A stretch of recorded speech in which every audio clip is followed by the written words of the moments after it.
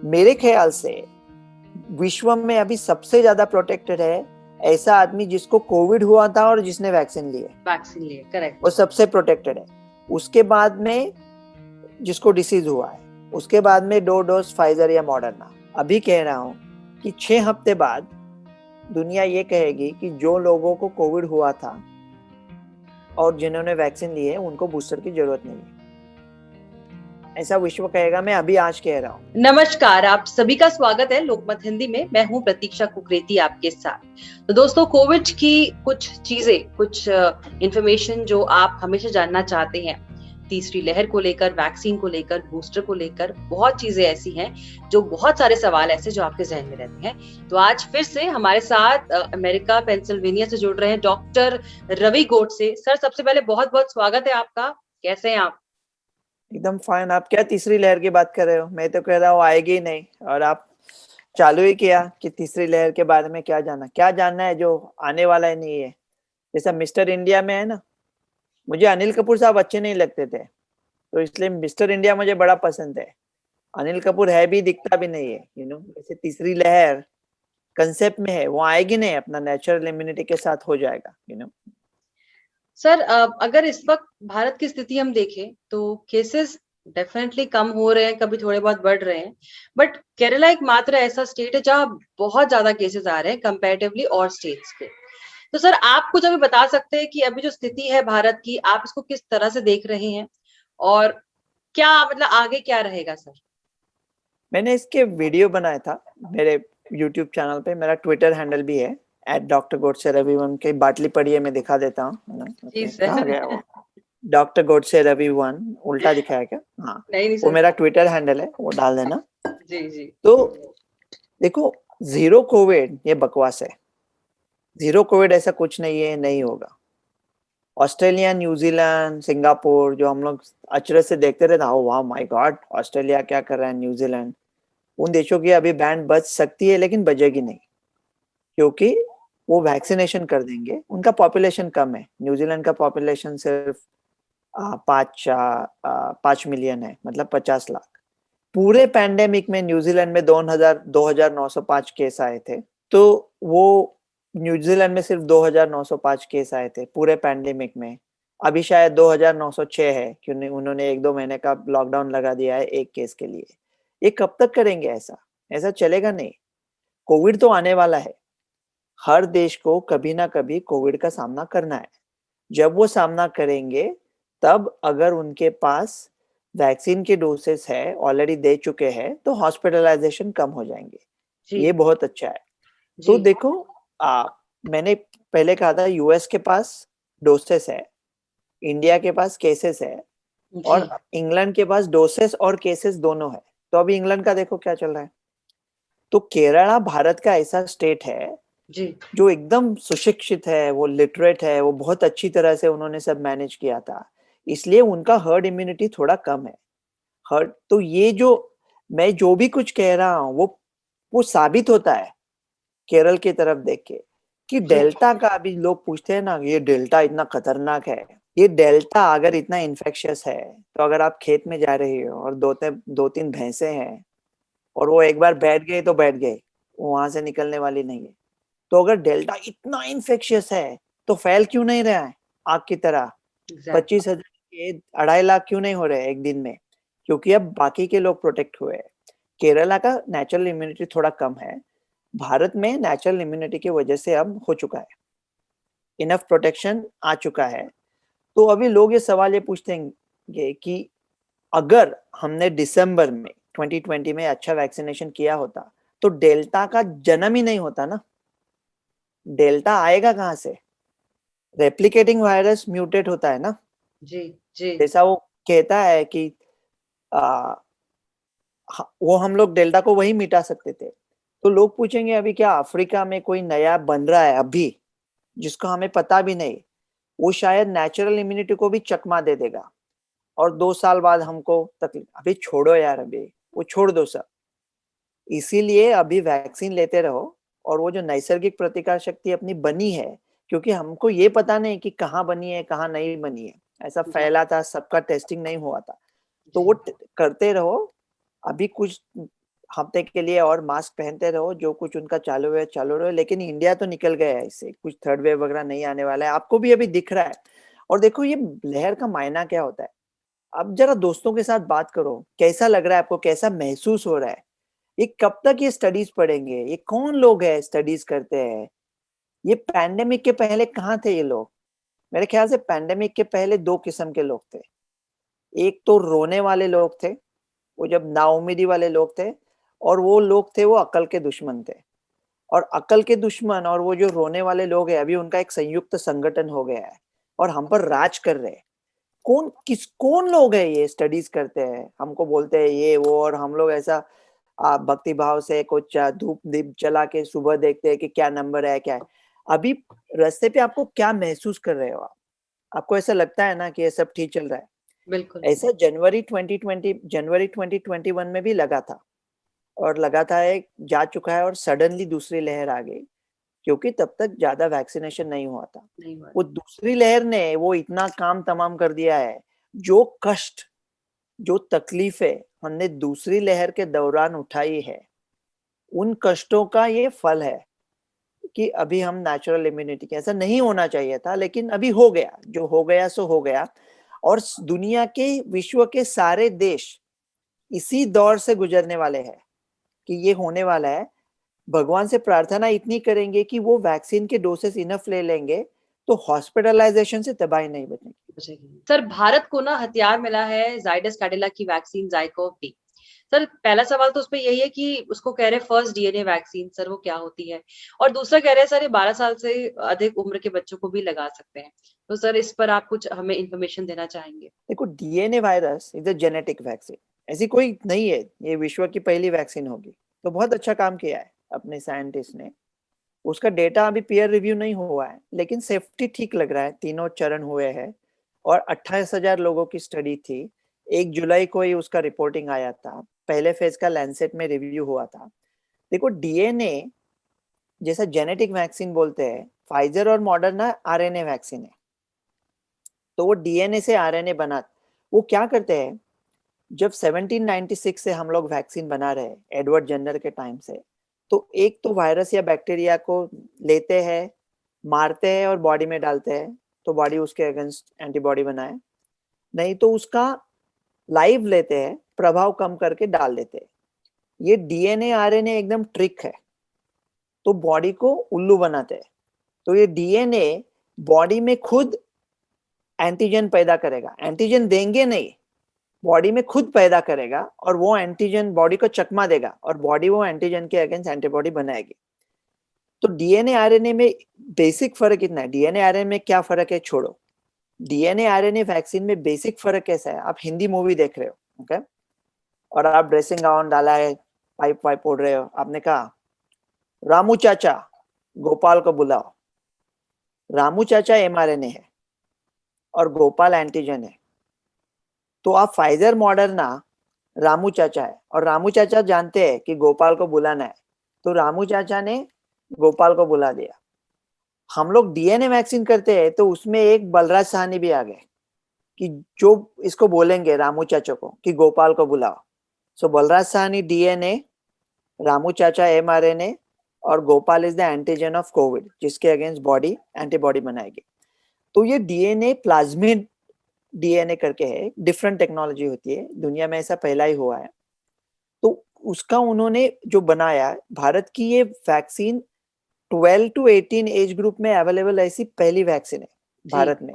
जी। तो अभी school college खोलेंगे और बच्चों को वैक्सीन ही नहीं है, तो क्या ये वैक्सीन, अभी देखेंगे उसका पीयर रिव्यू क्या होता है, क्योंकि वो कह रहे हैं कि उनका प्रभाव है 66.6%। अगर ये डेल्टा के खिलाफ है तो बहुत ही अच्छा है, तोड़फोड़, एक्सलेंट, स्पेक्टेकुलर है, ओके। अगर मामूली कोविड के खिलाफ है तो और थोड़ा ज्यादा हो सकता था, लेकिन इसका तीसरा चरण हुआ था भारत के दूसरी लहर के दौरान, और वो टाइम पे सब डेल्टा ही डेल्टा था। जी सर। तो मेरे ख्याल से उसका प्रभाव 66.6% against mild Covid infection by delta रहेगा। लेकिन वो उन्होंने जांचा नहीं है, वो रिपोर्टिंग नहीं किया है कि जो उनके पेशेंट को स्टडीज में कोविड हुआ था उसका म्यूटेशनल एनालिसिस क्या है, इसलिए मैं जो मीडिया के साथ झगड़ा मेरा चालू होता है, हमेशा झगड़ा नहीं, प्यार से थोड़ी नोकझोंक होती है, तो जो चालू होता है वो किसी भी कौन से भी छोटे से देहात में जाएंगे और बोलेंगे यहाँ एक आदमी की मौत हो गई डेल्टा प्लस से। कैसा बताया आपको, कहाँ गया है एनालिसिस? अभी जायडस कैडिला की इतनी बड़ी स्टडी है, इसके ऊपर 135 करोड़ लोगों का भवितव्य निर्भर है। वो स्टडी का बोलो ना, जिनको कोविड हुआ था उसका म्यूटेशनल एनालिसिस इतना जल्दी आप झुमरी तलैया में कर सकते हो, तो वहां नहीं हुआ वो स्टडी में, वो बोलो क्या है। तो वो पता चलने के बाद हम उसको फुल टू एंडोर्स करेंगे। लेकिन ये अच्छी बात है, कॉन्ग्रेचुलेशन। तो जायडस कैडिला अच्छी वैक्सीन है। मुझे उनके थोड़े एम्बिशन से हैरानी है कि कहेंगे 10 करोड़ डोज बनाएंगे एक साल में। अरे एक साल में क्या होगा मेरा कालिया, 10 करोड़ डोज से क्या होगा? तो ज्यादा डोज बनाना चाहिए। लेकिन ये एक अच्छा हथियार अपने हाथ में आया है और इंडिजिनस वैक्सीन है। तो लोग कहते हैं कि आप फॉरेन वैक्सीन के एजेंट है। ये लोग भी क्या कैसे मनहूस बातें करते हैं, सब अपने दोस्त है, अपने ही है। लेकिन ये ऐसी सोच, कैसी घटिया सोच होती है कि कैसे उनका क्या, हमारी हमारी उपलब्धि क्या है, हमारी संस्कृति क्या है, हमारी योग्यता क्या है, और हम अब कहाँ खड़े हैं कि कुछ ये 4-5 पैसे की बात करते रहते हैं कि इधर क्या होता है, वैक्सीन से कमीशन मिलता है। ऐसा क्यों नहीं सोचते कि 2 बंदर रख दिए, इतना पैसा कमाया, 2 बंदर, एक बंदर का नाम रख दिया फाइजर, दूसरे का नाम रख दिया मॉडर्ना। उसको कहो ए बंदर इधर आओ, फाइजर मॉडर्ना इधर। ऐसा कुछ एम्बिशन रखो, इसका सेल टावर बंद करो, मार्स खरीदो, मून पे सैटेलाइट करो। ये भारतीय लोगों की महत्वाकांक्षा होने, और हम फंसे हैं कि 4 पैसे का कमीशन मिलता है। बचा नहीं है, किसी को इंटरेस्ट नहीं है, किसी को दिलचस्पी नहीं है कमीशन वमीशन में। तो लोग क्या बातें करते रहते हैं। लेकिन ये भारतीय वैक्सीन है, इसलिए मैं उसको फुल्ली एंडोर्स करने से इनकार नहीं कर रहा हूँ। मैं कह रहा हूँ जस्ट पीयर रिव्यू डेटा देख लेता हूँ।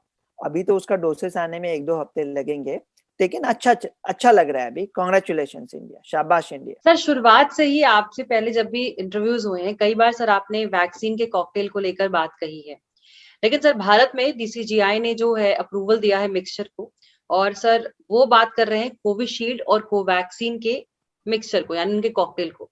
सर आप इसको कैसे देखते नज्म उलझी हुई है सीने में, मिसरे अटके हुए हैं होठों पर, तितलियों की तरह उड़ते फिरते हैं, लफ्ज कागज पर बैठते ही नहीं। कब से बैठा हूँ जानम सादे कागज पे लिख के नाम तेरा, बस एक तेरा नाम ही मुकम्मल है, इससे हैं? बेहतर भी और नज्म क्या होगी। ऐसा गुलजार साहब ने लिखा था। बहुत खूब। तो कोवैक्सीन, मैंने कहा था कि उसका प्रभाव थोड़ा कम लग रहा है, लेकिन कोवैक्सीन मुकम्मल वैक्सीन है, क्योंकि कोवैक्सीन सिर्फ एक टारगेट नहीं देखती। कोवैक्सीन सारे टारगेट्स पे काम करती है, शायद थोड़ा कम करे, लेकिन वो मुकम्मल है, अपने आप मुकम्मल है। तो कोवैक्सीन को शायद ये जरूरी नहीं है कि किसी के साथ मिक्स और मैच करे। अगर आपने शोले देखा है तो अमिताभ ने अच्छा हेल्प किया धर्मेंद्र का, लेकिन अमिताभ खुद मूवी चला सकता है, दीवार कौन सा भी, डॉन खुद मूवी चला सकता है, वो डबल रोल भी कर सकता है। तो कोवैक्सीन को कोई जरूरी नहीं है कोई उसके साथ मिक्स एंड मैच करे। कोवैक्सीन बाकी के वैक्सीन को हेल्प कर सकती है। तो अगर एक डोज कोवैक्सीन का लिया है तो 4 हफ्ते में दूसरा डोज कोवैक्सीन ले लो। मेरे ख्याल से पहला डोज जिसने कोवैक्सीन लिया है वो आप लफड़े में मत पड़ो। लेकिन अगर आपने पहला डोज कोविशील्ड का लिया है तो दूसरा डोज नसीब होने में आपको 3 महीने जाएंगे, जी और जब 3 महीना रुके हैं तब आपका प्रोटेक्शन पूरा नहीं है डेल्टा के जी खिलाफ। जी जी जी। इसीलिए mix and match is very important for people जिन्होंने कोविशील्ड का पहला डोज लिया है। अभी प्रैक्टिकल बात करते हैं, और जी अभी मॉडर्ना और फाइजर को भी इंडिया में अप्रूव किया है ना। तो अगर भारत ये मिक्स और मैच स्टडी करता है 2 लाख लोगों में कि पहला डोज कोविशील्ड और 1 लाख लोगों ने कोवैक्सीन ले ली, पहला डोज कोविशील्ड और 1 लाख लोगों ने मॉडर्ना ले ली, तो पूरी दुनिया टूट पड़ेगी इस डेटा के लिए। देखो स्टडीज भी, अभी ये आईसीएमआर का मिक्स एंड मैच का स्टडी आया था, उसमें 18 लोग थे, 18 लोग। हम लोग जब किसी शादी में जाते थे मेरे 18 कजिन बीच नीचे रह जाते, छोटे बच्चे, और हम बस वैसे चेक। 18 लोगों की क्या स्टडी है भारत के लिए।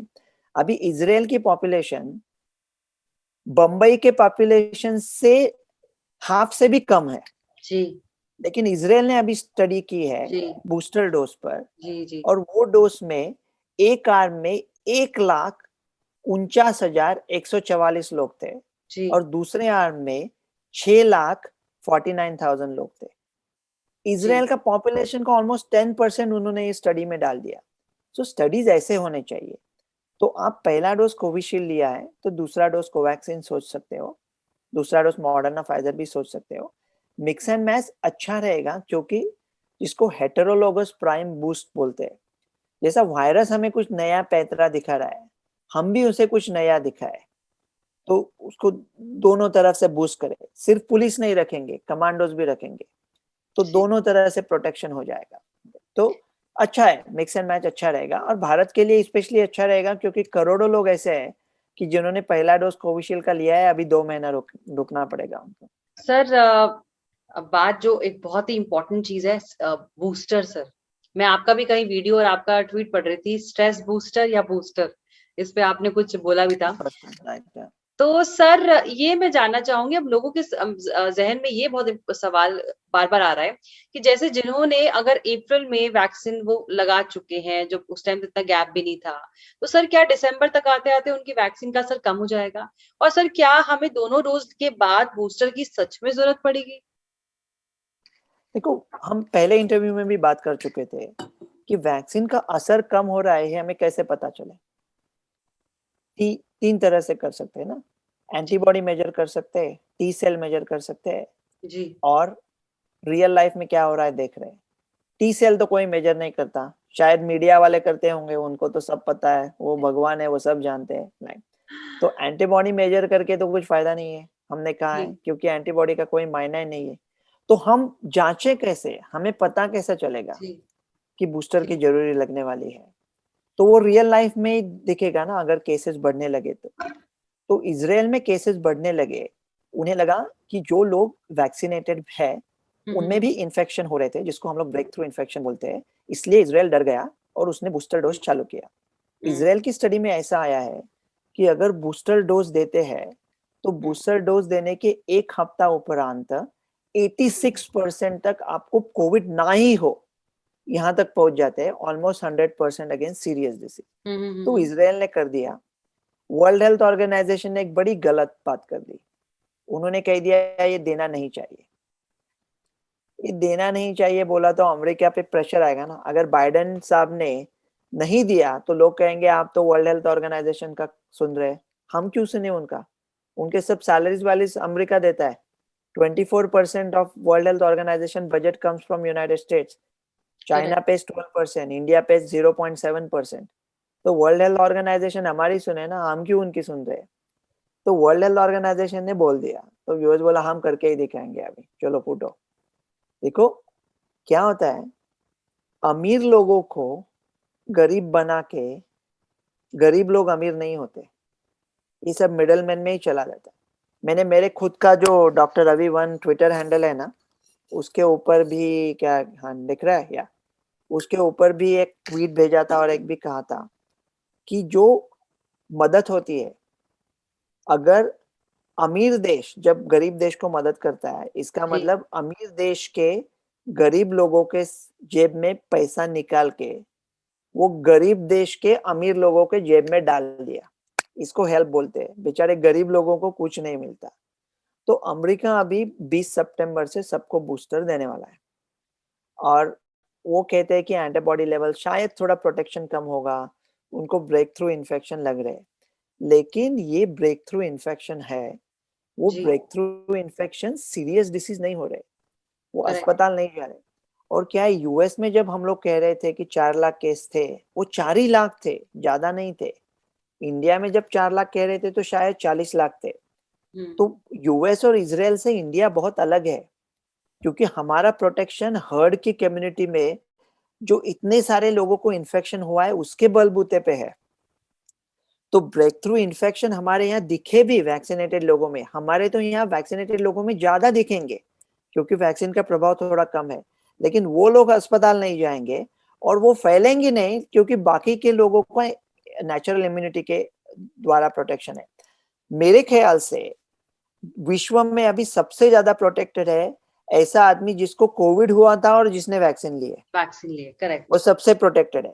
उसके बाद में जिसको डिसीज हुआ है, उसके बाद में 2 डोज फाइजर या मॉडर्ना, उसके बाद में ऐसा वो उसकी श्रृंखला आती रहेगी। लेकिन अगर आपको कोविड हुआ है और आपने ये डोज लिया है तो एकदम अच्छा है। तो इसके वजह से भारत तो बच जाएगा, ये ये जो कुछ सिलसिला है चालू, उससे भारत बच जाएगा। और जो ब्रेक थ्रू इन्फेक्शन है, वो भी ब्रेक थ्रू इन्फेक्शन अगर उनको लक्षण है तो ही चेक करो। तो अभी कहाँ बूस्टर का लोड लेते हैं, क्योंकि अभी बूस्टर का लोड ले लिया तो लोग पूछेंगे बूस्टर लगते हैं, इसका मतलब क्या पहले टीके चलते नहीं? तो अगर टीके चलते नहीं तो बूस्टर का कॉम्पोजिशन क्यों चेंज नहीं कर रहे हो? बूस्टर का कॉम्पोजिशन चेंज करो। अगर उसका नहीं किया है, वही लिया, तो नए वेरिएंट के बाद नई वैक्सीन लगेगी क्या? फिर उसका बूस्टर लगेगा क्या? फिर ले अब ये कब खत्म कब होगा? लोग ये पूछते रहेंगे कि ये खत्म कब होने वाला है। इसके वजह से अभी आप बूस्टर का, डॉक्टर रवि गोडसे जो कि मैं हूँ, अभी कह रहा हूँ कि 6 हफ्ते बाद दुनिया ये कहेगी कि जो लोगों को कोविड हुआ था और जिन्होंने वैक्सीन ली है उनको बूस्टर की जरूरत नहीं है, ऐसा विश्व कहेगा। मैं अभी आज कह रहा हूँ, तो 6 हफ्ते बाद एक वापस शो करेंगे और देखेंगे क्या होता है। ठीक है सर, बहुत सारी बातें आपने बताई तीसरी लहर को लेकर। सबसे इम्पोर्टेंट है, मतलब अक्टूबर में डबल रोटी खा रहे हैं ना आपके साथ हम, बिना मास्क के। हाँ, बिना मास्क के तो दूसरे तो देख पाएंगे। किसी दोस्त को इधर मिला अस्पताल में, 15 मिनट बात की, बाद में पता चला वो मेरा दोस्त सही नहीं था, मेरा दुश्मन था। भाई क्यों मैं 15 मिनट बात कर रहा हूँ? तो मास्क तब तक निकल जाएंगे। यूएस में जो केसेस बढ़े हैं, काफी बढ़े हैं, लेकिन लहर स्वरूप में हमारे यहाँ नहीं आएंगे। हमारे संसाधन बहुत अच्छे हैं, वेंटिलेटर जल्दी बनाएंगे, एक स्टेट दूसरे का मदद करेगा, काफी अभी डरने की बात नहीं। ये जो केसेस बढ़े हैं, वैसे इंडिया में ना बढ़े। जो वैक्सीनेटेड लोग हैं उनमें भी केसेस आए तो भी वो अस्पताल नहीं पहुंचेंगे और वो फैलेंगे नहीं। वो जी। गालिब कहता था ना, गम से मरता हूँ इतना नहीं दुनिया में कोई, कि करे ताजियते मेहरो वफा मेरे बाद। आए है बेकसी ये अश्क पे रोना गालिब, किसके घर जाएगा सैलाबे बला मेरे बाद। तो अब ये बला कहीं जाने नहीं चाहिए, यहाँ यहीं पे खत्म हो, वो भारत ना पहुंचे। भारत 3 हफ्ता 3 महीने पीछे रहा है ये सब चक्रों में अमेरिका के। ये भारत में नहीं आएगी तीसरी लहर, अभी आप महसूस करो। सब सब भगवान की दया से सब अच्छा हो जाएगा। शुक्रिया सर जुड़ने के लिए, फिर मिलते हैं आपसे नई कुछ सवालों के साथ। थैंक यू सर फॉर धन्यवाद। Joining in. धन्यवाद। तो ये थे हमारे साथ डॉक्टर गोड से, जिनसे हमने बेहद इंपॉर्टेंट जानकारी ली, कोविड से जुड़ी, तीसरी लहर से जुड़ी। और आपके जो सवाल होते हैं, मैं पूरी कोशिश करती हूँ कि मैं डॉक्टर रवि गोडसे से पूछूं। अगले हफ्ते फिर मुलाकात होगी आपसे। और अगर आपके कोई भी सवाल हो कोविड को लेके, तो आप प्लीज हमें डायरेक्ट मैसेज कर सकते हैं, मुझे मैसेज कर सकते हैं, ताकि आपके कोई भी शक या आपके कोई भी सवाल हो, मैं कोशिश करूंगी कि उसके जवाब आपको जरूर मिले। तब तक के लिए स्वस्थ रहिए, खुश रहिए, अपने घर में रहिए, अपना ख्याल रखिए और देखते रहिए लोकमत हिंदी। नमस्कार।